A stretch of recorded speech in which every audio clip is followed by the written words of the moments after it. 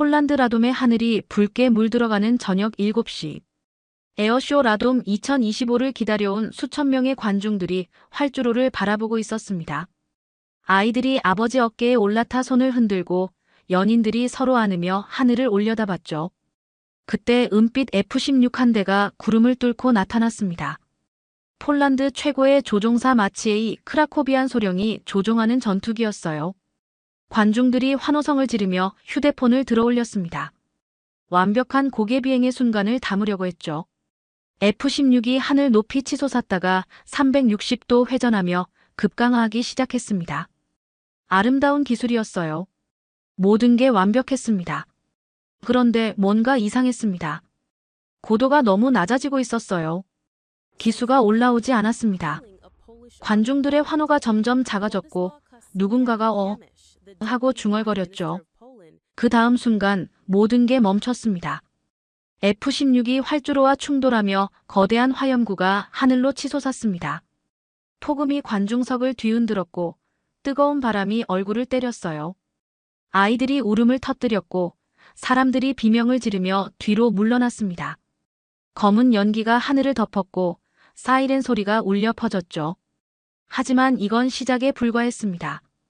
바로 그날 밤 9,000km 떨어진 베이징에서는 세상을 바꿀 또 다른 불길이 타오르고 있었거든요. 저는 N7입니다. 이 이름은 가명입니다. 제가 전하는 건 사실이고 출처는 합법적 취재와 오픈소스, 그리고 제가 직접 목격한 것들입니다. 필요하다면 제 말보다 로그를 믿으십시오. 폴란드 국가안보국 BBN에서 15년간 일하며 저는 많은 것을 봤습니다. 2025년 8월 28일 오후 7시 25분. 저는 바르샤바 BBN 본부 7층 상황실에 있었습니다. 갑작스런 긴급 알람이 울렸죠. 라돔 공군기지에서 F-16 전투기가 추락했다는 보고였습니다. 에어쇼 라돔 2025 리허설 중이었고 조종사는 F-16 타이거 데모팀의 팀장 마치에이 크라코비안 소령이었습니다. 지상 충돌 확인. 조종사 비상 탈출 없음. 현장 사망 추정. 상황실 대형 스크린에 라돔 기지의 CCTV 영상이 떠올랐습니다. F-16이 급강하다 활주로와 충돌하며 화염에 휩싸이는 장면이었죠. 3주 전 영국 로열 인터내셔널 에어 타투에서 상까지 받았던 최고 조종사가 그렇게 떠났습니다. 전투기라면 꿈에서도 몰 수 있는 최고 조종사가 너무나도 이상한 죽음이라니. 하지만 진짜 문제는 그 다음이었습니다. 각하, 에어쇼 전면 취소 확정입니다. 그런데 얀 코발스키 BBN 국장이 잠시 멈췄습니다. 문제가 뭔가, 얀? 베이징에서 온 보고입니다. 푸틴과 김정은이 9월 3일 중국 전승절 80주년 행사에서 정상회담을 갖는다고 방금 발표했습니다. 저는 그 순간을 또렷하게 기억합니다. 상황실이 조용해졌거든요. 모든 사람이 같은 생각을 했을 겁니다. 타이밍이 너무 절묘하다고. 폴란드의 F-16 전력에 공백이 생긴 바로 그날 베이징에서는 러시아와 북한이 손을 맞잡는다는 발표가 나온 거죠. 코발스키 국장이 저에게 고개를 끄덕였습니다. N7, 긴급 TF에 들어가. 각국 채널 다 열어라. 48시간 안에 전체 상황을 파악해야 한다. 저는 곧바로 움직였습니다. BBN 지하 3층 통합정보센터로 내려갔죠. 여기서 저는 CIA, MI6, BND, DGSE와 실시간 연결됩니다. 물론 우리와 정보를 공유하는 선에서만이지만요. 첫 번째 연락은 바그람 기지에 있는 CIA 폴란드 데스크 책임자 마이클 톰슨이었습니다. 마이클, 라돔 상황 브리핑 받았나? 받았다. 하지만 솔직히 말하면 우리도 당장 F-16 지원은 어렵다. 우크라이나에 18대를 보냈고 중동에도 전력이 묶여 있어. 최소 3개월은 걸릴 것 같은데. 3개월. 저는 숨이 막혔습니다. 그동안 우리 보고 어떻게 하라는 거야? 나토 규정상 다른 회원국의 지원을 받거나 아니면 제3국 장비를 긴급 도입하는 방법도 있지. 제3국 장비. 그때 저는 떠올랐습니다. 2022년부터 우리가 협상해온 한국과의 방산 계약을요. 두 번째 연락은 모스크바였습니다. 우리에겐 러시아 지한류 내부에 정보원이 있거든요. 코드명 발틱이라고 부르는 사람이죠. N7인가? 재미있는 타이밍이군. 발틱의 목소리는 평소와 달랐습니다. 뭔가 흥미로워하는 톤이었어요. 무슨 뜻이야? GRU 이국에서 비상 소집이 걸렸어. 폴란드 F-16 사고를 브리핑하더군. 그런데 말이야. 우리 상관이 이상한 말을 했어. 미국 놈들이 바로 못 채우는 틈을 노려야 한다고. 뭘 노린다는 거야? 모르겠어. 하지만 베이징 회담과 연결돼 있는 것 같아. 푸틴이 시진핑에게 뭔가 제안할 모양이야. 세 번째는 베이징이었습니다. 중국 MSS와는 직접 연결은 없지만 타이완 정보부를 통한 간접 경로가 있어요. 폴란드 상황을 중국이 어떻게 보고 있는지 알 수 있나? 흥미롭게 보고 있어. MSS 이국에서 미군 전력이 분산된 지금이 기회라는 보고서를 올렸다는 얘기가 있어. 구체적인 내용은 모르겠지만 마지막은 평양이었습니다. 북한 정찰총국 정보는 한국 국정원을 통해서만 들을 수 있어요. 물론 공식적으로는 아니죠. 우리 채널로는 북한이 뭔가 준비하고 있다는 정도만 들었습니다. RGB에서 이번 달은 침묵 다음 달은 시험이라는 지시가 내려왔다고 하는데 저는 지하 3층 통합정보센터에서 밤을 새웠습니다. 각국의 정보를 종합하니 그림이 보이기 시작했어요. 러시아는 우크라이나 전쟁으로 약해졌습니다. 국가복지기금이 5년 만에 최저 수준인 360억 달러까지 떨어졌거든요. 보유금도 2022년 400톤에서 139.5톤으로 줄었고요. 그런데 트럼프가 올해 5월부터 푸틴을 미쳤다고 공개 비난하기 시작했습니다. 2월까지만 해도 1시간 30분 동안 전화통화를 하며 환상적인 관계를 언급했던 사이였는데 말이죠. 8월 15일 알래스카 정상회담도 합의 없이 끝났습니다. 푸틴이 예정된 아우루스 리무진을 마다하고 트럼프의 전용차에 탔다는 상징적인 장면만 남겼을 뿐이죠. 미국이 러시아를 버린 겁니다. 러시아가 약해지면서 협력할 이유가 사라진 거죠. 그러자 푸틴은 중국과 북한에게 매달리기 시작했습니다. 베이징 전승절 80주년 행사에 참석하기로 한 것도 그런 맥락이었어요. 시진핑 옆에 서서 우리에게도 친구가 있다는 걸 보여주려는 거였죠. 문제는 그 타이밍이 우리 폴란드의 전력 공백과 완벽하게 맞아떨어진다는 점이었습니다. 다음 날 아침 8시 코발스키 국장이 저를 불렀습니다. 어떻게 보나 N7? 우연의 일치라고 보기엔 너무 절묘합니다. 러시아와 중국, 북한이 우리 상황을 압박 카드로 쓸 가능성이 높습니다. 그럼 우리는 어떻게 해야 하나? 두 가지 옵션이 있습니다. 3개월 동안 미국의 지원을 기다리거나 아니면 즉시 전력화가 가능한 대안을 찾거나요. 대안이라면 한국입니다. 코발스키 국장의 눈이 반짝였습니다. 2022년부터 협상해온 K2 전차와 K9 자주포 말인가? 그렇습니다. 그리고 FA50도요. 계약은 이미 체결되어 있고 한국 측은 긴급 상황 시 48시간 내 납품이 가능하다고 했습니다.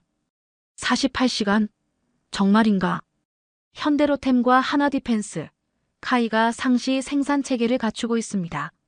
문제는 정치적 결정뿐이죠. 코발스키 국장이 고개를 끄덕였습니다. 좋아. 한국 채널을 열어라. 그리고 그가 잠시 멈췄습니다. 베이징에선 뭔 일이 벌어질지 모르니까 우리도 준비를 해야겠다. 저는 그 순간 알았습니다. 다음 6일이 폴란드의 운명을 좌우할 거라는 걸요. 그리고 한국이 그 운명의 열쇠를 쥐고 있다는 것도. 8월 29일 오전, 저는 BBN 7층의 파노라마룸에 있었습니다. 이곳에서 우리는 전 세계 5개 도시의 정보를 실시간으로 봤습니다. 모스크바, 평양, 워싱턴, 베이징, 그리고 바르샤바. 각 도시마다 우리만의 코드명이 있어요. 모스크바는 붉은 광장, 평양은 고요한 아침, 워싱턴은 흰돔, 베이징은 자금성, 바르샤바는 비스툴라입니다. 그날 아침 각 도시에서 들려온 목소리들을 지금도 선명하게 기억합니다. 마치 서로 다른 극장에서 동시에 연주되는 오케스트라 같았어요. 하지만 모든 악기가 불협화음을 내고 있었죠. 붉은 광장에서 온 목소리. 시간은 우리 편이다. 이 말을 한 사람은 GRU 1국장 이반 세르게예프 중장이었습니다. 발틱이 전해온 정보였어요. 미국 놈들이 우크라이나에 발목 잡혀 있는 동안 우리는 베이징에서 새로운 축을 만들 수 있다. 폴란드 F-16 사고는 하늘이 준 기회야. 나토의 동유럽 전력에 구멍이 뚫렸어. 지금이야말로 압박할 때다. 세르게예프 중장은 SVR 대외 정보국 국장 세르게이 나리시킨과도 긴밀히 협조하고 있었습니다. 두 기관이 손을 잡는 일은 흔치 않은데 이번엔 달랐어요. 푸틴 동지께서 베이징에서 시진핑과 김정은을 만나시면 새로운 삼각축이 완성된다. 트럼프가 우리를 버렸다고. 상관없어. 우리에겐 더 강력한 친구들이 있으니까. 고요한 아침에서 온 목소리. 이번 달은 침묵, 다음 달은 시험. 북한 정찰 총국알지비 국장 리영길의 지시였습니다. 한국 국정원 루트를 통해 들은 정보였죠. 동지 원수님께서 베이징에 가시는 것은 단순한 의뢰가 아니다. 미제와 남조선 괴뢰들이 우리를 압박하고 있지만 중국과 러시아가 함께하면 상황이 달라진다. RGB 산하 군수공업부에서는 이미 베이징 회담 이후의 시나리오를 준비하고 있었어요. 폴란드의 F-16 사고는 나토의 약점을 보여준다. 우리가 러시아와 함께 압박하면 유럽의 친미 세력들이 흔들릴 것이다. 특히 한국 무기를 들여오려는 폴란드 같은 나라들 말이다. 흰돔에서 온 목소리. 큰 우산은 우리가 편다. 분담은 나눈다. NSC 국가안보회의 국장 마이크 월치의 발언이었습니다. CIA를 통해 들은 내용이었어요.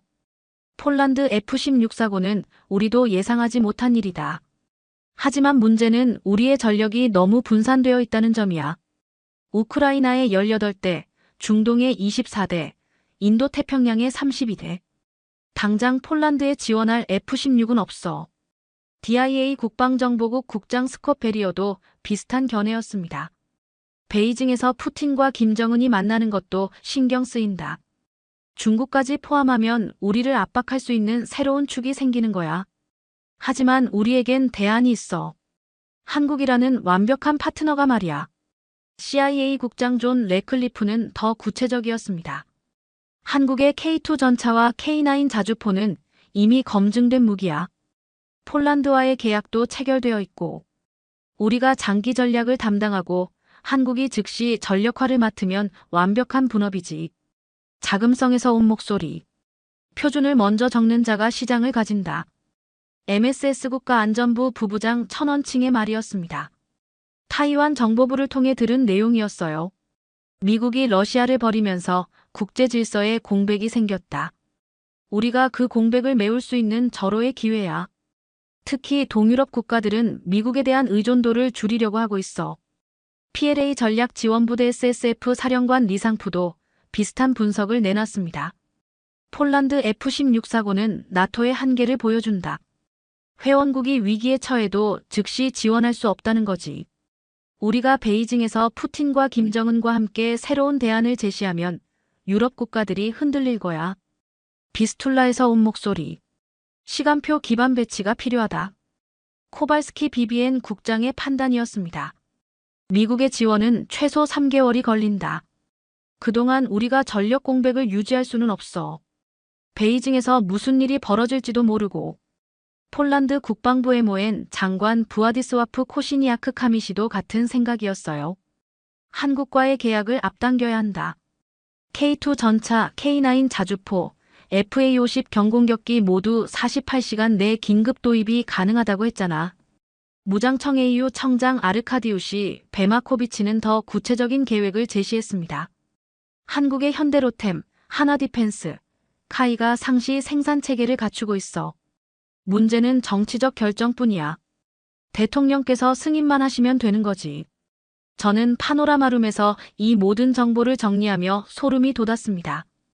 5개 도시가 모두 같은 사건을 다르게 해석하고 있었거든요. 모스크바와 평양, 베이징은 폴란드의 위기를 기회로 봤습니다. 나토가 약해졌으니 압박할 수 있다는 계산이었어요. 워싱턴은 전력 분산의 한계를 인정하면서도 한국이라는 파트너를 대안으로 제시했습니다. 바르샤바는 현실적 선택을 해야 하는 상황이었어요. 3개월을 기다릴 수도 없고 중러북의 압박을 받을 수도 없으니까요. 그날 오후 2시 폴란드 의회에서 긴급 공청회가 열렸습니다. 주제는 한국 무기 도입 재검토였어요. 야당 의원들은 반대했습니다. 검증되지 않은 아시아 무기를 들여와서 우리 안보를 맡길 수 있습니까? 미국과 독일의 검증된 무기 체계를 기다리는 게 맞지 않습니까? 하지만 여당 의원들은 달랐습니다. 3개월을 기다리는 동안 우리가 무방비 상태로 있을 수는 없습니다. 한국 무기는 이미 터키, 호주, 노르웨이에서 검증받았습니다. 공청회는 결론 없이 끝났습니다. 하지만 여론은 급속히 분열되기 시작했어요. 그날 밤 11시, 저는 긴급 보고서를 작성했습니다. 제목 베이징 변수와 폴란드의 선택지. 베이징 전승절 80주년 행사 9월 3일에서 푸틴, 김정은, 시진핑 3자 회동이 예상됩니다. 이는 미러 관계 악화 이후 중러북 삼각축 강화를 의미하며 폴란드의 F-16 전력 공백을 압박 수단으로 활용할 가능성이 높습니다. 대안은 두 가지입니다. 첫째, 미국의 F-16 지원을 3개월간 기다리는 것. 하지만 이 경우 베이징 회담 이후 중러북의 압박에 무방비로 노출될 위험이 있습니다. 둘째, 한국과의 방산 계약을 즉시 이행하는 것. K2 전차, K9 자주포, FA-50 경공격기 모두 48시간 내 긴급 도입이 가능하며 이는 전력 공백을 최소화할 수 있는 유일한 방법입니다. 결론적으로 시간이 곧 전력인 상황에서 한국은 폴란드가 선택할 수 있는 가장 현실적인 파트너입니다. 보고서를 제출한 후 저는 창밖을 내다봤습니다. 바르샤바의 밤이 깊어가고 있었어요. 하지만 베이징에서는 이제 해가 뜨고 있을 시간이었습니다. 그리고 그곳에서 벌어질 악수가 우리의 운명을 바꿀지도 모른다는 생각이 들었어요. 다음 날이면 한국의 답변을 들을 수 있을 겁니다. 그들이 정말 48시간 내에 우리를 도울 수 있는지 말이죠. 8월 30일 오전 6시, 저는 드랍스코 훈련장으로 향하는 국방부 전용 헬기 미-17에 몸을 맡겼습니다. 바르샤바에서 북서쪽으로 120km 떨어진 이곳에서 한국 무기들의 긴급 시연이 열리기로 했거든요. 헬기가 드랍스코 상공에 도착했을 때 저는 눈을 의심했습니다. 훈련장에 이미 K2 전차 세대와 K9 자주포 이문이 도열해 있었거든요. 어떻게 이렇게 빨리 왔을까요? 착륙 후 저를 맞이한 사람은 한국 방위사업 청DAPA의 김정호 팀장이었습니다. 어제 밤 11시에 부산 감천항에서 출발한 물량입니다. M124 수송기 2대로 바르샤바 공항에 도착해서 바로 이동했죠. M124? 그 거대한 러시아제 수송기로 한국 무기를 실어 날랐다는 게 아이러니했습니다. 하지만 결과는 완벽했어요. 오전 9시 시연이 시작됐습니다. 먼저 K2 전차였습니다. 현대로템의 박승민 수석 엔지니어가 설명을 시작했죠. K2 흑표는 도심, 습지, 야간 모드를 2.3초 내에 전환 가능합니다. 지금 보시는 건 도심 모드입니다. K2가 시속 70km로 질주하며 표적을 향해 포탄을 발사했습니다. 120mm 활강포에서 나간 APFSDS탄이 2.8km 거리의 표적을 정확히 명중시켰어요. 명중률 96.7%. 탄착군 반경 0.8m. 박수석 엔지니어가 자랑스럽게 말했습니다. 이제 습지 모드로 전환합니다. K2의 현가장치가 움직이기 시작했습니다. 차체가 낮아지면서 접지압이 분산됐어요. 늪지대를 지나가는 모습은 정말 인상적이었죠. 다음은 K9 자주포 차례였습니다. 한화디펜스의 이창수 책임연구원이 나섰어요. K9 썬더의 핵심은 신속성입니다. 사격 후 3분 내에 진지를 이탈할 수 있어요. K9이 155mm 포탄을 발사했습니다. 40km 떨어진 표적을 향해서요. 사격 직후 K9은 즉시 이동을 시작했습니다. 사격 이탈 제점화까지 4분 27초. 이는 세계 최고 수준입니다. 하지만 시연 도중 이상한 일이 벌어졌습니다. 오전 10시 30분쯤 훈련장 입구에 검은색 아우디 A8세대가 나타났어요. 차에서 내린 사람들은 양복 차림의 서양인들이었습니다. 김정호 DAPA 팀장이 제게 다가왔습니다. 저 사람들 누군지 아세요? 저는 망원경으로 확인해봤습니다. 그들의 신분증과 명함을 보니 레오나르도, 라인메탈, 네스터 같은 유럽 방산업체 관계자들이었어요. 로비스트들입니다. 아마 우리 계약을 방해하러 온 것 같네요. 과연 그들은 곧바로 행동에 나섰습니다. 그들 중 한 명이 태블릿을 꺼내 보여주기 시작했어요. 이 도표를 보십시오. 한국 무기의 정비 비용이 얼마나 높은지 아시나요? 도표에는 정비비 폭탄이라는 제목으로 각종 그래프가 그려져 있었습니다. K2 전차의 10년 유지 비용이 독일 레오파드 2보다 40% 높다는 내용이었어요. 하지만 저는 그 도표의 출처를 의심했습니다. 데이터가 너무 일방적이었거든요. 출처가 어디죠? 유럽방산연구소의 공식 분석 자료입니다. 유럽방산연구소. 저는 그런 기관을 들어본 적이 없었어요. 나중에 확인해보니 레오나르도가 후원하는 싱크탱크였습니다. 오후 12시 상황이 더 복잡해졌습니다. 갑자기 폴란드 공영방송 TVP 취재진이 나타났어요. 그들은 로비스트들이 제공한 도표를 이미 받아본 상태였습니다. 한국 무기의 높은 정비 비용에 대해 어떻게 생각하십니까?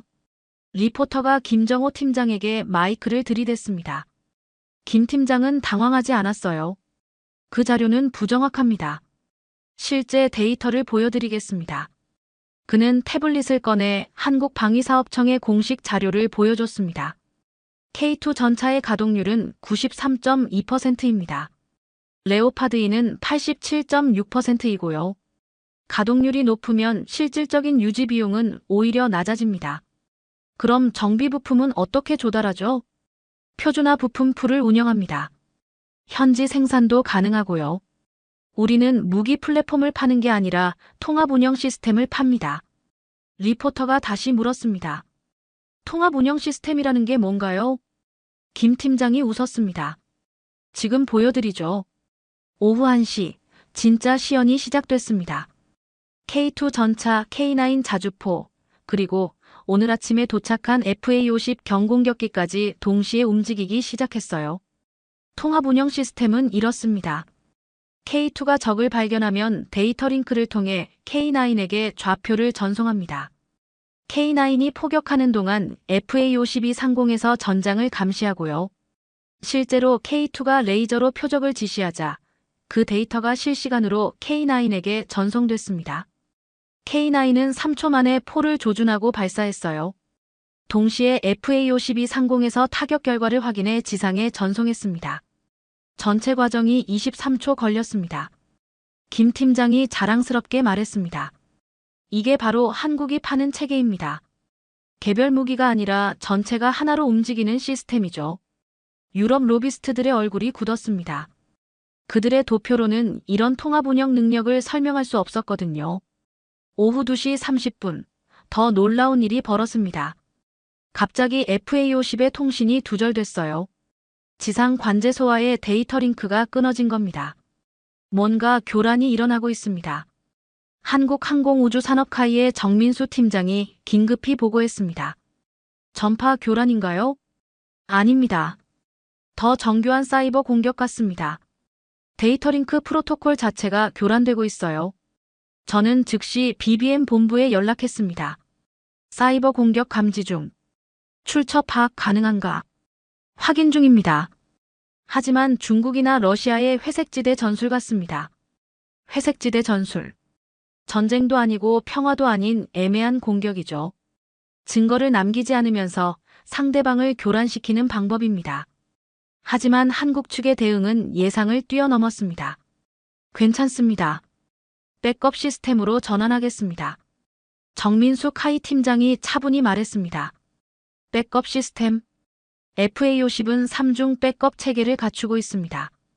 주 데이터 링크가 교란되면 위성 통신으로 전환하고 그것도 안 되면 독립 운영 모드로 바꿉니다. 실제로 FA-50은 3분 만에 정상 운영으로 돌아왔습니다. 마치 아무 일도 없었다는 듯이요. TVP 리포터가 다시 마이크를 들었습니다. 방금 사이버 공격이 있었는데도 정상 작동하는군요. 그렇습니다. 우리는 실전 환경에서 벌어질 수 있는 모든 상황을 대비합니다. 김정호 DAPA 팀장이 자신 있게 답했습니다. 한국은 70년간 분단 상황에서 살아왔습니다. 적의 교란과 방해를 전제로 무기를 만들어 왔어요. 그 말이 끝나자마자 유럽 로비스트들이 서둘러 자리를 떴습니다. 더 이상 할 말이 없었던 거죠. 오후 4시 시연이 끝났습니다. 저는 김정호 팀장과 마지막 대화를 나눴습니다. 정말 48시간 내에 긴급 도입이 가능한가요? 가능합니다. 현대로템, 하나디펜스, 카이 모두 상시 생산 체계를 갖추고 있거든요. 문제는 정치적 결정뿐입니다. 정치적 결정.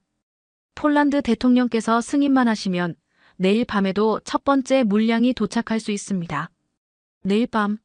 그럼 베이징 회담이 시작되기 전에 우리의 전력 공백을 메울 수 있다는 뜻이었습니다. 하지만 한 가지 조건이 있습니다. 김 팀장이 진지한 표정으로 말했습니다. 모든 과정이 투명하게 공개되어야 합니다. 로그도 타임스탬프도 성능 데이터도 모두요. 우리는 숨길 게 없거든요. 투명성. 그게 바로 한국 방식의 핵심이었습니다. 드랍스코에서 바르샤바로 돌아가는 길. 저는 헬기 안에서 그날의 상황을 정리했습니다. 유럽 로비스트들은 조작된 도표로 우리를 현혹하려 했습니다. 중국이나 러시아는 사이버 공격으로 시연을 방해하려 했어요. 하지만 한국은 그 모든 방해를 뚫고 자신들의 능력을 증명했습니다. 개별 무기의 성능이 아니라 모든 것이 하나로 연결되는 통합 시스템을 보여준 거죠. 그리고 가장 중요한 건 그들이 약속한 48시간이 단순한 말이 아니라는 것을 확인했다는 점이었습니다. 그날 밤 11시, 저는 다시 긴급 보고서를 작성했습니다. 제목 드랍스코 시연 결과 및 권고안. 한국의 K2, K9, FA50은 모든 방해 공작을 뚫고 완벽한 성능을 입증했습니다. 특히 통합 운영 시스템은 기존의 개별 플랫폼 개념을 뛰어넘는 차세대 무기 체계임을 확인했습니다. 48시간 내 긴급 도입이 실제로 가능하며 이는 베이징 회담 이전에 폴란드의 전력 공백을 해소할 수 있는 유일한 방법입니다. 권고합니다. 한국과의 긴급 계약을 즉시 승인하십시오. 보고서를 제출한 후 저는 창밖의 바르샤바 야경을 바라봤습니다. 내일이면 더 큰 시험이 기다리고 있을 겁니다. 그리고 그 시험을 통과할 수 있는 답이 한국에 있다는 확신이 들었어요. 8월 31일 오후 11시 47분. 저는 BBN 지하 3층 통합정보센터에서 야간 근무 중이었습니다. 갑자기 경보음이 울렸어요. N7 긴급 상황입니다. 통신 담당관 카롤 노바크가 소리쳤습니다. 뭔 일인가? 드랍스코 훈련장에서 이상 신호가 포착됩니다. FA50의 데이터 링크가 또 교란되고 있어요. 하지만 이번엔 더 심각합니다. 저는 즉시 드랍스코와 연결했습니다. 현지에는 한국 측 기술팀이 야간 점검을 위해 남아 있었거든요. 여보세요, 정민수 팀장님. N7님. 맞습니다. 지금 상황이 심각합니다. 단순한 데이터 링크 교란이 아니라 전체 통신 시스템이 마비되고 있어요. 원인을 파악했나요? 새로운 형태의 공격입니다. 우리가 낮에 대응한 건 1단계였고 지금 이건 2단계 같네요. 더 정교하고 지속적입니다. 그때 또 다른 목소리가 들렸습니다. 최준호 소령입니다. 한국군 기술장교로 파견 나왔습니다. 처음 듣는 목소리였어요. 하지만 뭔가 믿음직했습니다. 상황을 설명해 주세요, 소령님. 지금 FA50의 주 통신, 백업 위성 통신, 독립 운영 모드까지 모두 교란당하고 있습니다. 이건 단순한 전파 교란이 아니라 소프트웨어 레벨에서의 침투예요. 그럼 어떻게 해야 하나요?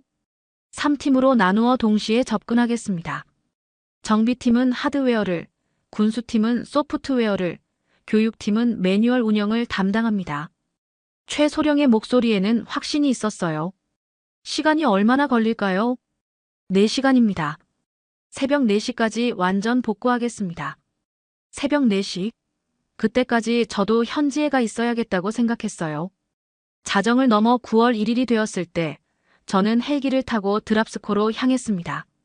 야간 비행이라 위험했지만 이 상황을 직접 봐야겠다고 판단했거든요. 새벽 1시 15분 드랍스코 도착. 훈련장은 밤임에도 환하게 불이 켜져 있었습니다.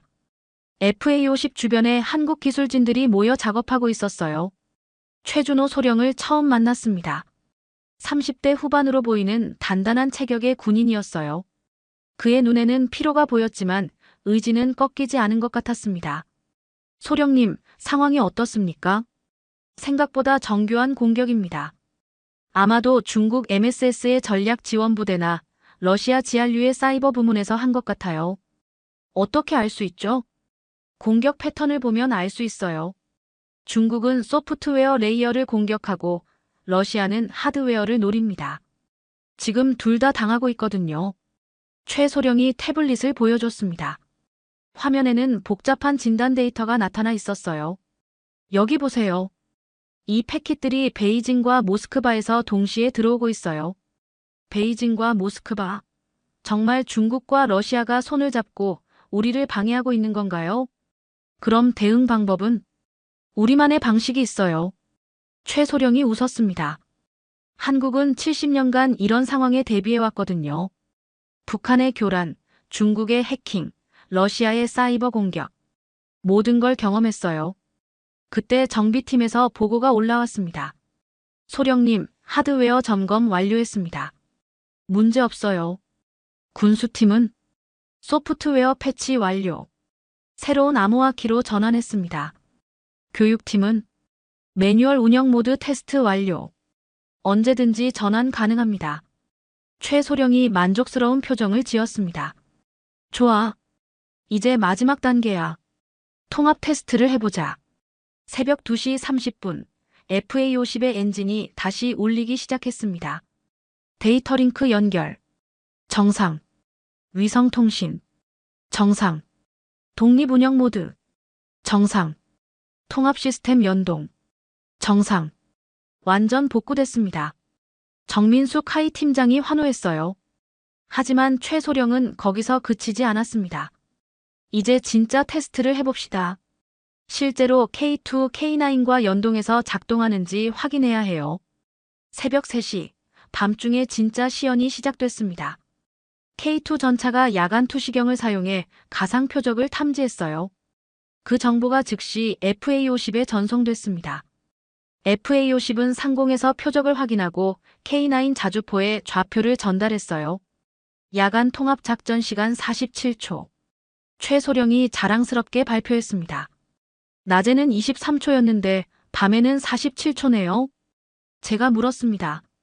야간 작전이니까 안전을 위해 더 신중하게 합니다. 하지만 여전히 세계 최고 수준이에요. 그 순간 저는 깨달았습니다. 한국의 진짜 실력을 말이죠. 그들은 단순히 무기를 파는 게 아니었어요. 문제 해결 능력을 파는 거였습니다. 밤에 문제가 생기면 밤에 고치고 교란당하면 즉시 복구하고 공격받으면 더 강해져서 돌아오는 그런 시스템이었어요. 새벽 4시 모든 작업이 완료됐습니다. 최소령이 저에게 다가왔어요. 엔칠님, 한 가지 더 보여드릴 게 있어요. 뭔가요? 우리가 복구하는 동안 모든 과정이 실시간으로 기록됐어요. 로그도 타임스탬프도 성능 데이터도 전부요. 그가 태블릿을 보여줬습니다. 화면에는 밤새 벌어진 모든 일들이 초 단위로 기록되어 있었어요. 23만 4,723 교란 신호 최초 탐지. 1544 하드웨어 점검 시작. 1만 2217 소프트웨어 패치 완료. 2만 855 통합 테스트 시작. 3만 4,712 야간 연동 작전 성공. 4만 완전 복구 완료.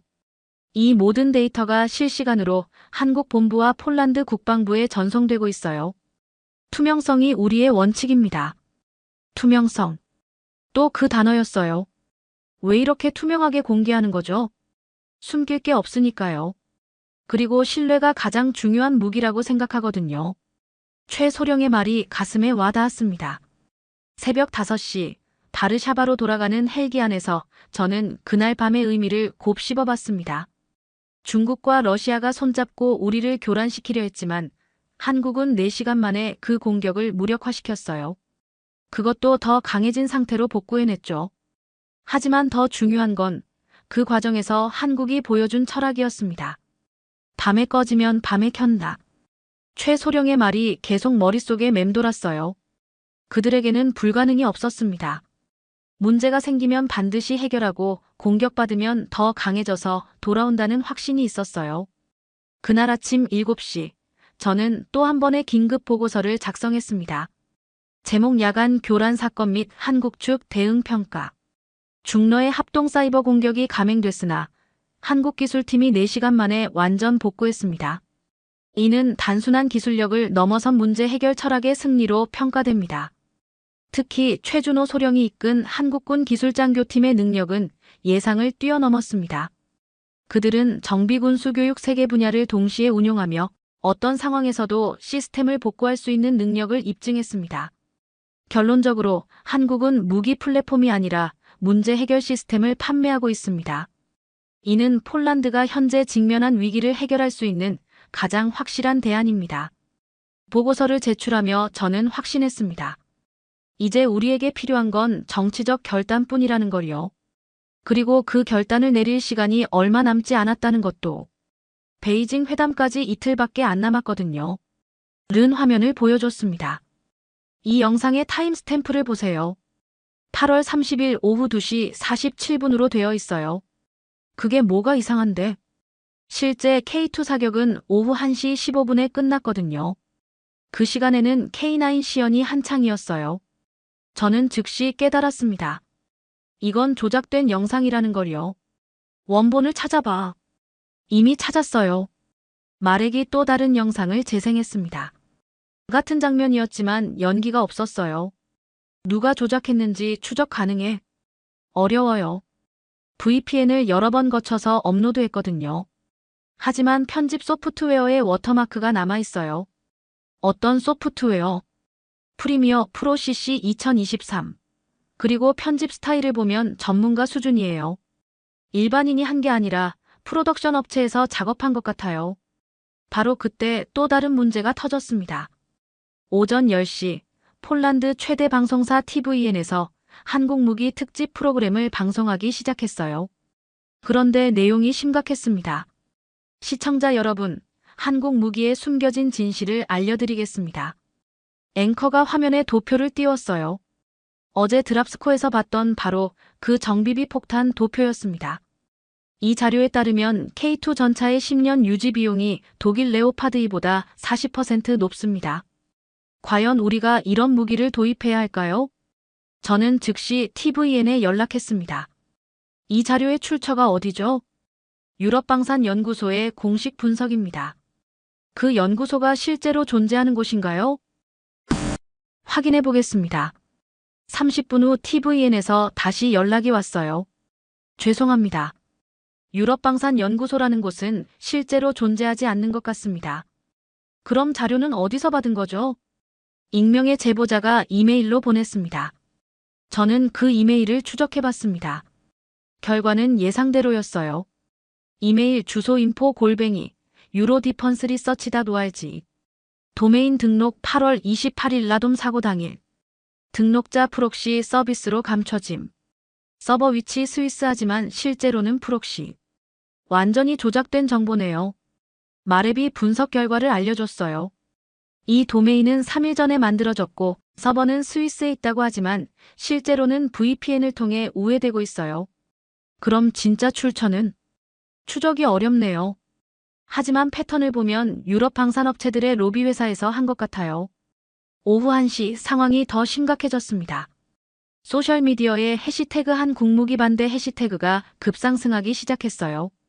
트위터, 페이스북, 인스타그램에 수천 개의 게시물이 동시에 올라왔습니다. 이건 봇네트 공격이에요. 마렉이 소셜 미디어 분석 결과를 보여줬습니다.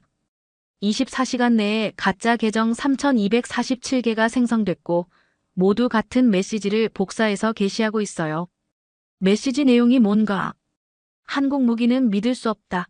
유럽 무기가 더 안전하다. 성급한 결정은 위험하다. 이런 식이에요. 저는 즉시 대응팀을 구성했습니다. 이런 정보전에 당할 수는 없었거든요. 오후 2시 30분 반격이 시작됐습니다. 먼저 조작된 K2 전차 영상의 원본을 공개했어요. BBN 공식 채널을 통해서 말이죠. 이것이 원본 영상입니다. 어떤 연기도 어떤 고장도 없었습니다. 동시에 편집 과정도 분석해서 공개했습니다. 조작된 영상은 프리미어 프로를 사용해 연기 효과를 추가한 것입니다. 원본과 비교하면 명확한 차이를 확인할 수 있습니다. 다음으로 가짜 도표의 진실을 폭로했어요. 유럽방산연구소는 존재하지 않는 기관입니다. 도메인은 3일 전에 만들어졌고 자료의 모든 수치는 근거가 없습니다. 대신 진짜 데이터를 제시했습니다. 한국방위사업청의 공식 자료에 따르면 K2 전차의 가동률은 93.2%입니다. 이는 세계 최고 수준입니다. 오후 4시 한국 측도 직접 나섰습니다. 김정호 DAPA 팀장이 긴급 기자회견을 열었어요. 우리는 논평 대신 데이터로 답하겠습니다. 그는 태블릿을 통해 실시간 데이터를 보여줬습니다. 지금 이 순간에도 드랍스코 훈련장의 K2, K9, FA-52 정상 작동하고 있습니다. 모든 성능 데이터는 실시간으로 공개됩니다. 화면에는 각 무기의 상태가 실시간으로 표시되고 있었어요. K2 전차 가동률 100%, 연료 잔량 87%, 시스템 이상 연건. K9 자주포 가동률 100%, 포탄 잔량 45발, 시스템 이상 연건. FA-50 가동률 100%, 연료 잔량 92%, 시스템 이상 연건. 이것이 바로 투명성입니다. 우리는 숨길 게 없습니다. 김 팀장의 말이 끝나자 기자들이 질문을 쏟아냈어요. 조작 영상에 대해서는 어떻게 생각하십니까? 안타깝습니다. 하지만 진실은 숨길 수 없어요. 원본 데이터가 모든 것을 말해주니까요. 유럽 경쟁사들의 방해에 대해서는 경쟁은 건전한 겁니다. 하지만 허위 정보로 소비자를 속이는 건 공정하지 않죠. 앞으로도 이런 투명성을 유지할 건가요? 물론입니다. 모든 로그와 타임스탬프, 성능 데이터를 실시간으로 공개할 겁니다. 그게 우리의 원칙이니까요. 오후 6시 놀라운 일이 벌어졌습니다. TVN이 긴급 정정 보도를 내보낸 거예요. 시청자 여러분께 사과드립니다. 오늘 오전에 방송한 한국 무기 관련 자료가 조작된 것으로 확인됐습니다. 앵커가 고개를 숙이며 말했습니다. 유럽방산연구소는 실제로 존재하지 않는 기관이었고 제공된 자료의 수치들도 근거가 없는 것이었습니다. 시청자들께 혼란을 드린 점 깊이 사과드립니다. 대신 진짜 자료가 방송됐어요. 한국방위사업청에서 제공한 공식 데이터에 따르면 K2 전차의 성능은 세계 최고 수준이며 가동률도 93.2%로 매우 높은 것으로 나타났습니다. 오후 8시 소셜미디어의 분위기도 바뀌기 시작했습니다. 해시태그한 국무기 반대 해시태그는 사라지고 대신 해시태그 진실을 말하자 해시태그가 트렌드에 올랐어요. 본네트 공격이 무력화됐네요. 마렉이 분석 결과를 알려줬습니다. 가짜 계정들이 대거 삭제되고 있어요. 플랫폼들이 자체적으로 정화 작업을 시작한 것 같습니다. 오후 10시 하루 종일의 정보전이 끝났습니다. 결과는 명확했어요. 진실이 승리한 겁니다. 조작된 영상은 원본에 의해 논파됐고 가짜 도표는 진짜 데이터에 의해 무력화됐습니다. 본네트 공격도 투명한 정보 공개 앞에서 힘을 잃었어요. 그날 밤 11시 저는 마지막 분석 보고서를 작성했습니다. 제목 정보전 공격 및 대응 결과 분석. 9월 1일 한국 무기 도입을 저지하기 위한 대규모 정보전이 감행됐습니다. 조작된 영상, 가짜 도표, 본네트 공격 등 모든 수단이 동원됐죠. 공격 주체는 유럽 방산업체들의 로비 회사로 추정되며 일부는 중국이나 러시아의 정보기관과 연결되어 있을 가능성도 있습니다. 하지만 한국 측의 대응은 완벽했습니다. 논평이나 해명 대신 원본 데이터를 공개했고 투명성을 무기로 모든 허위 정보를 논파했습니다. 특히 실시간 성능 데이터 공개는 정보전 대응의 새로운 패러다임을 제시했습니다. 숨길 게 없다면 모든 것을 공개하라는 한국식 철학이 승리한 것입니다. 결론적으로 오늘의 정보전은 한국 무기의 투명성과 신뢰성을 오히려 더 부각시키는 결과를 낳았습니다. 보고서를 제출하며 저는 깨달았습니다. 정보전의 시대에서 가장 강력한 무기는 투명성이라는 것을요. 진실을 숨기려 하지 않고 모든 것을 공개할 때 어떤 조작이나 왜곡도 힘을 잃는다는 걸 말이죠. 한국이 바로 그런 나라였습니다. 숨길 게 없으니 모든 걸 보여주고 데이터로 말하고 투명성으로 신뢰를 얻는 나라요. 그리고 그런 나라와 손잡는 것이 폴란드의 미래에 얼마나 중요한지 확신하게 됐어요. 내일이면 베이징에서 중러북 회담이 시작됩니다. 하지만 이제 우리에게는 그들의 압박에 맞설 수 있는 투명하고 확실한 대안이 있어요. 바로 한국이라는 파트너 말이죠. 9월 2일 새벽 3시, 저는 잠들 수 없었습니다. 몇 시간 후면 베이징에서 역사적인 회담이 시작될 텐데 갑자기 궁금해진 게 있었거든요. 대체 언제부터 이 모든 배신의 연쇄가 시작된 걸까요? 저는 BBN 아카이브실로 내려갔습니다. 지하 5층에 있는 이곳에는 지난 10년간의 모든 국제정세 분석 자료가 보관되어 있어요. 먼저 찾아본 건 트럼프 푸틴 관계 변화 기록이었습니다. 2025년 2월 12일 트럼프 푸틴 1시간 30분 전화통화. 트럼프 블라디미르와 환상적인 관계를 유지해왔다. 크렘린 건설적이고 상호 존중적인 분위기. 모스크바 증시 6% 상승. 루블 3.7% 강세. 2025년 5월 25일 트럼프 돌변. 블라디미르 푸틴이 우크라이나에서 많은 사람을 죽이고 있다. 러시아에 대해 더 많은 제재를 검토하고 있다. 푸틴이 미쳤다는 발언 처음 등장. 2025년 8월 15일 알래스카 정상회담. 엘먼도프 리처드슨 합동기지에서 2시간 47분 회담. 합의 없이 종료 예정된 업무 오찬 취소. 푸틴이 아우루스 대신 트럼프 전용차 탑승 굴욕적 상징. 변화의 이유가 명확했어요. 러시아의 국력 급속 약화였습니다. 러시아 경제 지표 변화. 국가복지기금 2022년 1,840억 달러, 2025년 360억 달러 80% 감소.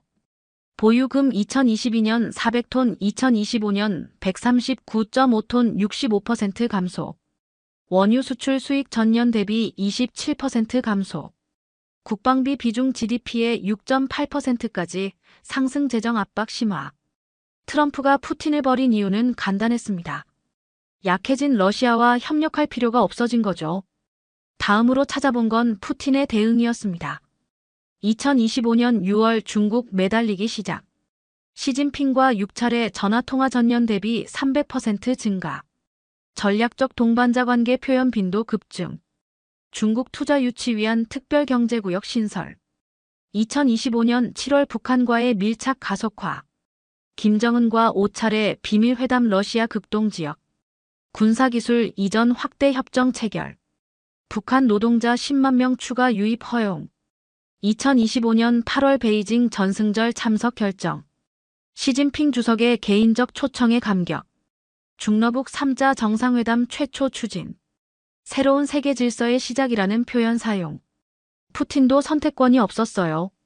미국에게 버림받은 상황에서 중국과 북한에게 매달릴 수밖에 없었던 거죠. 그런데 가장 흥미로운 건 미국의 변화였습니다. 새벽 4시, 저는 CIA와의 비밀통신 기록을 찾아봤어요. 2025년 3월 새로운 파트너 전략 수립. 러시아와의 협력 관계 재검토. 아시아 태평양 동맹국과의 관계 강화. 한국을 핵심 전략 파트너로 격상. 2025년 6월 한국 중심의 동맹 재편. 한국은 가장 믿을 만한 동맹. 방산 협력을 안보 협력의 핵심으로. 유럽 내 한국 무기 확산 적극 지원. 2025년 8월 폴란드 상황을 기회로 활용. 폴란드 F-16 공백을 한국이 메우는 것을 환영. 이는 완벽한 역할 분담의 사례. 전략 보장은 미국 즉시 전력화는 한국. 미국도 계산이 빠른 나라였어요. 러시아가 약해지자 즉시 새로운 파트너를 찾았고 그 파트너가 바로 한국이었던 거죠. 새벽 5시, 저는 가장 중요한 자료를 찾았습니다. 한국의 대응 패턴 분석. 한국은 이 모든 배신의 연쇄 속에서도 일관된 자세를 유지했어요. 미국과의 관계 변함없는 동맹 유지. 러시아와의 관계 우크라이나 지원으로 인한 냉각, 하지만 적대적이지는 않음. 중국과의 관계 경제 협력 유지, 안보 이슈에서는 선긋기. 유럽과의 관계 방산 협력을 통한 신뢰 구축. 가장 인상적인 건 한국이 누구를 배신하지도 않았다는 점이었어요. 그들은 단지 자신들의 원칙을 지키며 필요한 곳에 도움을 제공했을 뿐이었습니다. 새벽 6시, 베이징에서 각국 정상들이 속속 도착하기 시작했다는 소식이 들려왔어요. 베이징 수도국제공항 착륙 현황. 615 푸틴 대통령 인류신 19만 6,300 피우. 642 김정은 위원장 전용 열차로 베이징역 도착. 730 시진핑 주석 중난하이에서 인민대회당으로 이동. 3명의 지도자가 베이징에 모였습니다. 하지만 저는 이제 알고 있었어요. 이들의 만남이 단순한 우정이 아니라 절망적인 동맹이라는 것을요. 푸틴은 미국에게 버림받았고 김정은은 제재 압박에 시달리고 있었으며 시진핑은 미국과의 경쟁에서 우위를 점하려 했어요. 하지만 그들에게는 한 가지 문제가 있었습니다. 폴란드의 전력 공백을 압박 수단으로 쓰려고 했는데 그 공백이 이미 메워지고 있다는 거였죠. 바로 한국에 의해서 말이에요. 오전 8시, 저는 이태성 씨를 만나러 갔습니다. 그는 60대 초반의 전직 군수장교였다가 지금은 한폴 방산협력업체의 대표를 맡고 있었어요. 한국 전쟁 참전 용사의 아들이기도 했고요. 이태성 대표님, 지금 상황을 어떻게 보십니까? 바르샤바 시내 카페에서 만난 이태성 씨는 여유로운 미소를 지었어요. 재미있는 시대를 살고 있다고 생각해요. 제가 예비군 훈련 받을 때는 M48 패튼 전차를 몰았거든요. 미군이 주던 중고 장비였죠. 지금은 많이 달라졌죠? 완전히 다르죠. 이제는 유럽의 한국 전차가 수출되는 시대예요. K2 흑표가 폴란드 평야를 달리게 될 줄 누가 알았겠어요? 이태성 씨의 눈에 감회가 서렸어요. 예전엔 기다림이 일상이었어요. 미군이 언제 줄지, 언제 올지 모르는 무기들을 기다리며 살았죠. 하지만 지금은 다르잖아요. 어떻게 다르죠? 이젠 납기가 전력이에요. 한국은 약속한 시간에 약속한 성능의 무기를 보냅니다. 48시간이라고 하면 정말 48시간에 도착해요. 그가 커피를 한 모금 마시며 계속했습니다. 제 아버지는 6.25 때 미군과 함께 싸우셨어요. 그때는 우리가 도움을 받는 입장이었죠. 하지만 지금은 우리가 도와주는 입장이에요. 역사가 바뀐 거죠. 그런 변화가 언제부터 시작됐다고 보세요? 1990년대부터요. 그때부터 우리는 전쟁을 겪은 나라만이 알 수 있는 진짜 교훈을 무기에 담기 시작했어요. 어떤 교훈이죠? 싸우지 않게 만드는 것이 최고의 승리라는 거요. 억제 철학이죠. 이태성 씨의 말이 가슴에 와닿았어요. 한국 무기의 진짜 목적은 전쟁을 이기는 게 아니라 전쟁을 막는 거예요. 상대방이 이 나라와 싸우면 안 되겠다고 생각하게 만드는 거죠.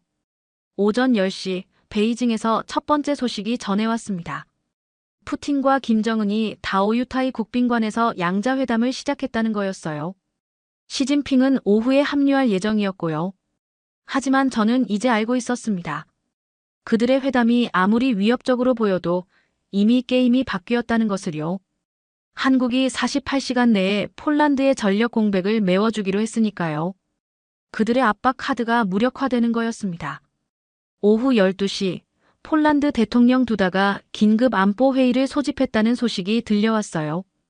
드디어 결정의 시간이 온 것 같았습니다. 배신의 연쇄가 끝나고 새로운 동맹이 시작되는 순간 말이에요. 9월 2일 오후 2시, 저는 벨베데르 궁전 지하 1층 안보 상황실에 있었습니다. 안제이 두다 대통령의 긴급 안보 회의가 열리는 곳이었어요. 참석자는 대통령, 총리 국방장관, BBN 국장, 그리고 저를 포함한 핵심 분석관 5명 뿐이었습니다. 대통령은 평소보다 많이 지쳐 보였어요. 지난 5일간 계속된 위기 상황 때문이겠죠. 자, 시작하자. 현재 상황부터 브리핑해달라. 두다 대통령이 말했습니다. 코발스키 BBN 국장이 먼저 나섰어요. 각하, 베이징에서 푸틴과 김정은이 회담 중입니다. 2시간째 진행되고 있고 3시에 시진핑이 합류할 예정입니다. 내용은 공식 발표는 전승절 80주년 기념 행사 관련 협의라고 되어 있지만 실제로는 우리를 포함한 서방 측 압박 방안을 논의하고 있을 것으로 판단됩니다. 국방장관 코시니아크 카미시가 이어받았습니다. 각하, 미군의 F-16 지원은 최소 3개월이 소요됩니다. 그동안 우리는 전력 공백 상태에 놓이게 됩니다. 3개월 동안 우리가 무방비 상태로 있을 수는 없지 않나. 그렇습니다. 대안이 필요합니다. 대안이라면 제 차례였습니다. 한국입니다, 각하. 저는 태블릿을 꺼내 지난 5일간의 모든 데이터를 보여드렸어요. 드랍스코 시연 결과입니다. K2 전차 명중률 96.7%, K9 자주포 재점화 시간 4분 27초, FA50 통합 작전 시간 23초. 모든 지표가 세계 최고 수준입니다. 대통령이 화면을 자세히 보더니 고개를 끄덕였어요. 야간 교란 사건은 어떻게 됐나? 4시간 만에 완전 복구했습니다. 한국군 최준호 소령이 이끈 기술팀이 중러의 합동 사이버 공격을 무력화했습니다. 정보전은 조작 영상과 가짜 도표가 유포됐지만 한국 측이 원본 데이터를 공개하며 완전히 논파했습니다. 투명성이 그들의 무기였습니다. 대통령이 잠시 생각에 잠겼어요. 시간은 얼마나 걸리나? 48시간입니다. 한국 측이 확약했습니다. 48시간? 정말인가? 현대로템, 하나디펜스, 카이가 상시 생산 체계를 갖추고 있습니다. 부산 감천항에서 출발해 그단스크항에 도착하는 시간까지 포함해서 48시간입니다. 그때 코발스키 국장이 실시간 정보를 받았다고 알려왔어요. 각하, 베이징에서 소식입니다. 푸틴과 김정은이 공동 성명 발표를 준비하고 있다고 합니다. 내용은 동유럽의 군사 균형 변화에 대한 우려 표명이라고 합니다. 우리의 한국 무기 도입을 겨냥한 것 같습니다. 대통령의 얼굴이 굳었어요. 압박하는군. 그럼 우리는 어떻게 해야 하나? 결정해야 합니다, 각하. 베이징 회담이 끝나기 전에요. 저는 마지막 카드를 꺼냈습니다. 각하, 실시간 데이터를 보여드리겠습니다.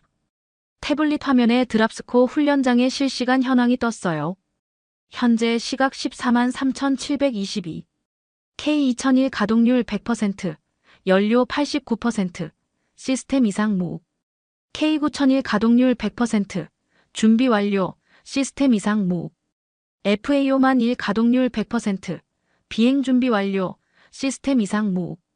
이 모든 데이터가 실시간으로 한국 본부와 연결되어 있습니다. 그들이 약속을 지킬 수 있는 이유입니다. 대통령이 화면을 한참 바라보더니 말했어요. 숫자는 거짓말을 하지 않지.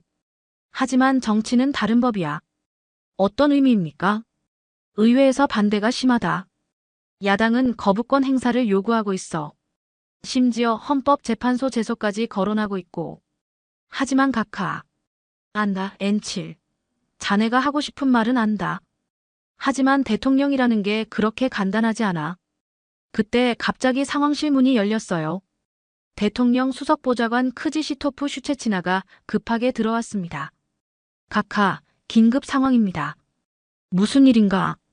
베이징에서 3자 공동 성명이 발표됐습니다. 슈체치나가 문서를 건넸어요. 그 내용은 충격적이었습니다. 중국, 러시아, 북한 3자 공동 성명. 우리는 동유럽 지역의 급격한 군사력 증강에 깊은 우려를 표명한다. 특히 일부 국가들의 공격적 무기 도입은 지역 평화와 안정을 해칠 우려가 있다.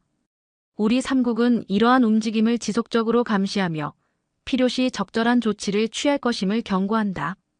대통령의 얼굴이 창백해졌어요. 적절한 조치라니. 이건 노골적인 위협이군. 각하, 어떻게 하시겠습니까? 코발스키 국장이 물었습니다. 의회 상황은? 슈체치나 보좌관이 답했어요. 야당이 즉시 거부권 행사를 요구하고 있습니다. 중러북의 공동 위협 앞에서 도발적 행동을 해서는 안 된다는 입장입니다. 대통령이 고개를 떨어뜨렸어요. 하지만 바로 그때 제 태블릿에 새로운 데이터가 들어왔습니다. 각하, 잠시만요. 저는 화면을 확인했어요. 놀라운 내용이었습니다. 지금 막 들어온 정보입니다. 한국 측에서 실시간 성능 패킷을 보내왔습니다. 화면에는 초 단위로 업데이트되는 데이터가 표시되고 있었어요. 2025.09, 24만 4,733. 부산 감천항 K2 전차 세대 선적 완료. 예상 도착 2025.09, 44만 4,733 정확히 48시간 후. 해상 운송 MVHOEGH 트레이서 노르웨이 선박. 실시간 GPS 3506엔 12,901이. 상태 모든 시스템 정상. 이게 뭔가? 대통령이 물었어요. 한국 측이 이미 선적을 시작했습니다. 우리의 결정을 기다리면서 말이죠. 결정도 내리기 전에 그들은 확신하고 있는 것 같습니다. 우리가 올바른 선택을 할 거라고요. 그때 또 다른 데이터가 들어왔어요. 탄착군 분석 리포트. K2 전차 실사격 결과 2.8km 거리에서 오차 0.8m. K9 자주포 연쇄 사격 40km 거리에서 3발 연속 명중. FA50 정밀 타격 1.5km 거리에서 오차 0.3m. 이 모든 데이터가 조작 불가능합니다. 제가 설명했어요. 블록체인 기술로 암호화되어 있고 실시간으로 검증되고 있습니다. 한국은 숨길 게 없으니까 모든 걸 공개하는 거예요. 대통령이 다시 화면을 바라봤어요. N7, 자네 개인적인 의견은 어떤가? 각하, 분석관이 아니라 한 사람의 폴란드 국민으로서 말이야. 정말 한국을 믿을 수 있다고 생각하나? 저는 잠시 망설였어요. 하지만 곧 확신을 가지고 답했습니다. 믿을 수 있습니다. 지난 5일간 제가 본 것들은 그들은 약속을 지키는 민족이에요. 어떻게 그렇게 확신하나? 밤에 꺼지면 밤에 켜고 공격받으면 더 강해져서 돌아오고 조작당하면 진실로 맞서고 그들에게는 포기라는 게 없어요. 대통령이 고개를 끄덕였어요. 70년 분단의 경험이군. 그렇습니다. 그들은 위기를 기회로 바꾸는 법을 아는 민족입니다. 오후 3시 15분 결정적인 순간이 왔습니다. 베이징에서 또 다른 소식이 들려왔거든요. 각하, 중러북이 동유럽 안정화를 위한 특별 조치를 거론하고 있다고 합니다. 구체적인 내용은 모르지만 경제 제재나 외교 압박을 뜻하는 건가? 그럴 가능성이 높습니다. 대통령이 일어섰어요. 자, 이제 결정할 시간이군. 그가 창가로 걸어가 바르샤바 시내를 내려다봤습니다. N7 마지막으로 묻겠다. 정말 48시간이면 우리의 전력 공백이 해소되나? 그렇습니다, 각하. 베이징의 압박에도 버틸 수 있나? 한국이 함께라면 가능합니다. 대통령이 돌아서며 결정을 내렸어요. 좋다. 거부권은 행사하지 않겠다. 한국과의 계약을 즉시 이행하라. 각하. 슈체치나 보좌관이 놀란 목소리로 말했습니다. 의회와 야당의 반발이 심할 텐데. 그럼 설득하면 되는 거 아닌가? 대통령이 제 태블릿을 가리켰어요. 이 데이터들을 모두 공개하라. 국민들이 직접 판단하게 하자. 공개하시겠다고요? 그래. 한국이 투명성을 무기로 쓴다면 우리도 그렇게 하자. 오후 4시 폴란드 대통령실에서 긴급 기자회견이 열렸습니다. 국민 여러분, 중대한 결정을 발표하겠습니다. 두다 대통령이 카메라를 똑바로 보며 말했습니다.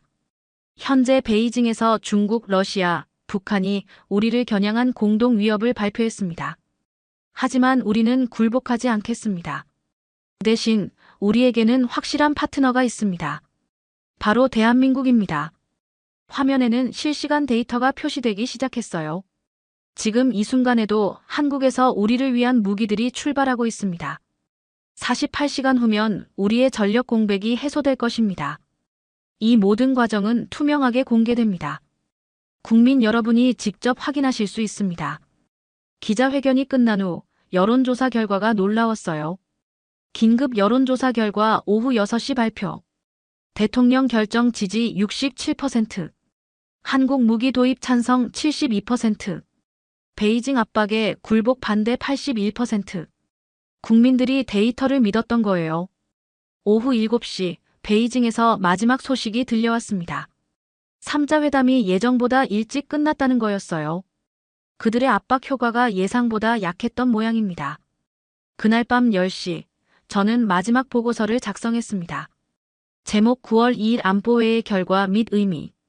오늘 대통령은 베이징의 압박에 굴복하지 않고 한국과의 계약 이행을 결정했습니다. 이는 단순한 무기 도입을 넘어선 전략적 선택이었습니다. 핵심은 데이터의 힘이었습니다. 한국이 제공한 실시간 성능 정보와 투명한 공개 방식이 정치적 설득력을 가졌습니다. 숫자는 거짓말을 하지 않으니까요. 결론적으로 오늘은 정치가 말로 움직이는 게 아니라 준비로 움직인다는 것을 보여준 날이었습니다. 그리고 한국이야말로 그런 준비를 완벽하게 갖춘 파트너라는 것을 확인한 날이기도 했습니다.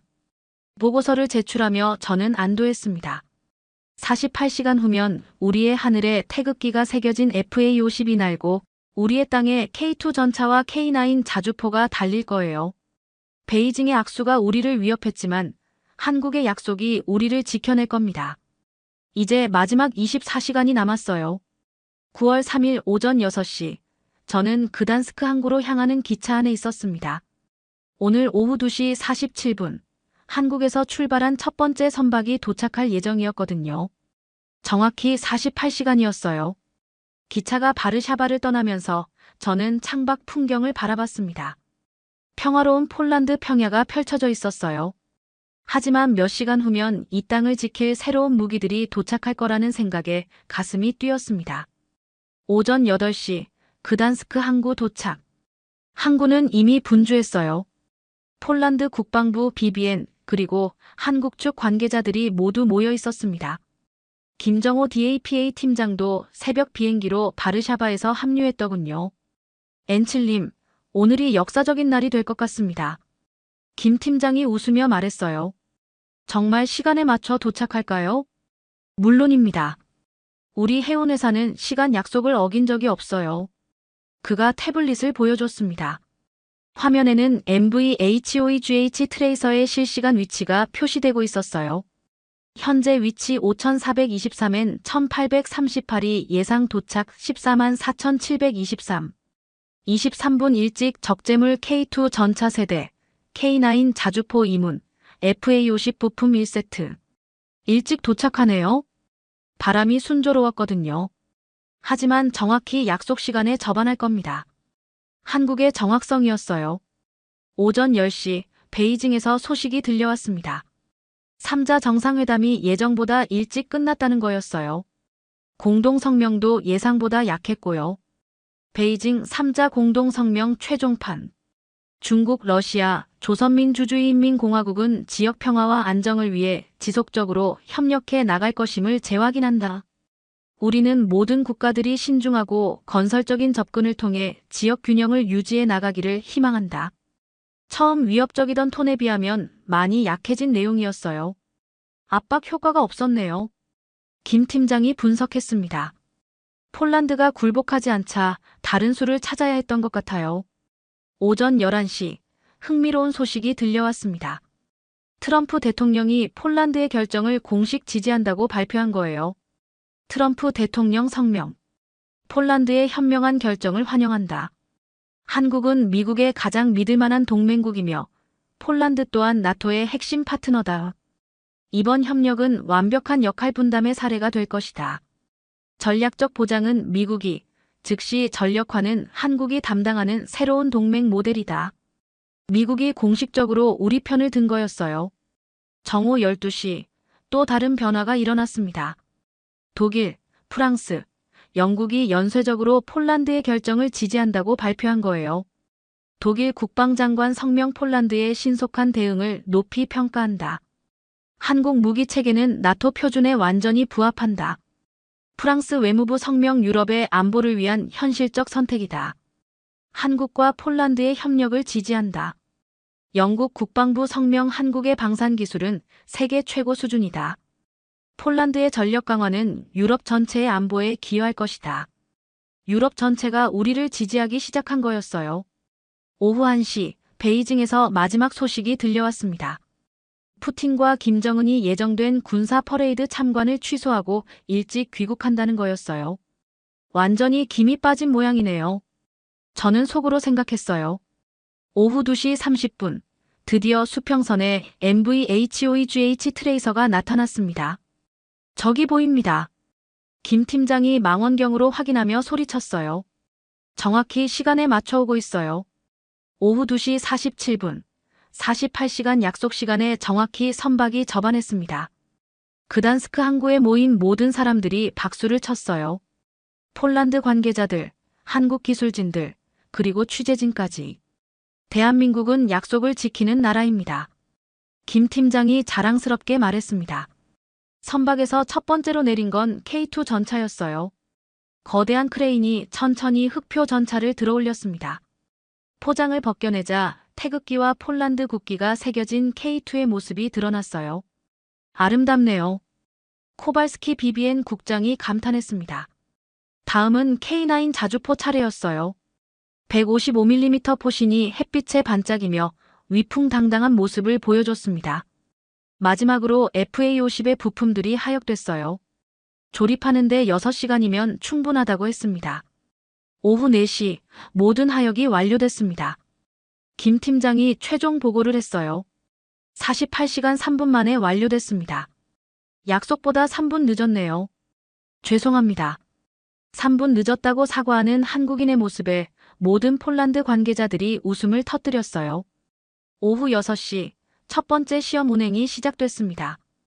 K2 전차가 그단스크 인근 훈련장에서 시동을 걸었어요. 엔진 소리가 우렁차게 울렸습니다. 시스템 점검 완료. 모든 기능 정상 작동. 한국 기술진이 보고했습니다.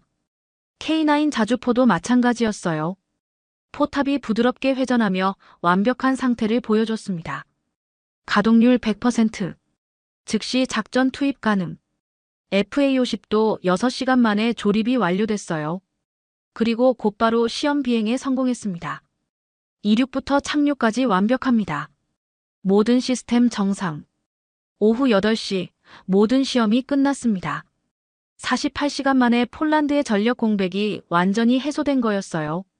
그날 밤 9시 바르샤바로 돌아가는 기차 안에서 저는 그날의 의미를 생각해봤습니다. 베이징에서 세계국이 손잡고 우리를 압박하려 했지만 결국 실패했어요. 한국이 약속한 48시간이 그들의 모든 계획을 무너뜨렸거든요. 시간이 정말 전력이었습니다. 더 중요한 건 이 과정에서 새로운 동맹의 모델이 탄생했다는 점이었어요. 미국이 전략적 보장을 담당하고 한국이 즉시 전력화를 책임지는 구조. 이는 기존의 동맹 체계를 넘어선 혁신이었습니다. 밤 11시 바르샤바 도착. 저는 BBM 본부로 돌아가 마지막 보고서를 작성했습니다. 제목 시간표 기반 배치 완료 및 종합평가. 2025년 9월 3일 오후 2시 47분. 한국에서 출발한 첫 번째 무기가 그단스크 항에 도착했습니다. 정확히 48시간 약속을 지킨 것입니다. 이로써 8월 28일 라돔 F-16 추락으로 시작된 폴란드의 전력 공백이 완전히 해소됐습니다. 베이징에서의 3자 회담 압박도 무력화됐습니다. 하지만 이것은 단순한 무기 도입을 넘어선 의미가 있습니다. 한국이 보여준 것은 시간을 전력으로 바꾸는 능력이었습니다. 약속한 시간에 약속한 성능의 무기를 제공하는 것. 이것이야말로 21세기 동맹의 새로운 모델입니다. 결론적으로 지난 6일간 저는 강대국들의 배신과 동맹, 압박과 협력의 모든 과정을 목격했습니다. 그리고 그 중심에서 한국이 완벽한 균형추 역할을 해냈다는 것을 확인했습니다. 이런 진실이 역사에 묻혀서는 안 됩니다. 보고서를 제출한 후 저는 창밖의 바르샤바 야경을 바라봤습니다. 누군가는 베이징에서 회담을 하고 누군가는 지금 굴린다는 최준호 소령의 말이 떠올랐어요. 전쟁을 겪은 나라만이 진짜 전쟁을 억제하는 무기를 만든다는 이태성 씨의 말도요. 그리고 한국이 바로 그런 나라라는 것을 저는 이제 확신했습니다. 제 이름은 N7입니다. 이 이야기가 의심스럽다면 로그를 열어보십시오. 모든 타임스탬프와 데이터가 진실을 말해줄 것입니다. 시간이 곧 전력이라는 것을, 그리고 한국이 그 시간을 완벽하게 지켜낸다는 것을 말이에요. 지금까지 N-7의 증언을 들어보셨습니다. 5개 강대국이 서로 배신하고 압박하는 와중에 한국이 보여준 것은 단순한 무기가 아니라 약속을 지키는 힘이었습니다. 48시간이라고 하면 정말 48시간에 밤에 고장나면 밤에 고치고 투명성으로 모든 조작을 이겨내는 그런 나라 말이죠. 이런 진실이 더 많은 사람들에게 전해져야 한다고 생각하신다면 구독 버튼을 눌러주세요. 그리고 좋아요로 여러분의 마음을 보여주시면 더 많은 숨겨진 이야기를 발굴해서 전해드리겠습니다. 다음 영상에서는 또 어떤 놀라운 진실이 여러분을 기다리고 있을까요? 구독하고 알림 설정까지 해두시면 놓치지 않으실 거예요. 감사합니다.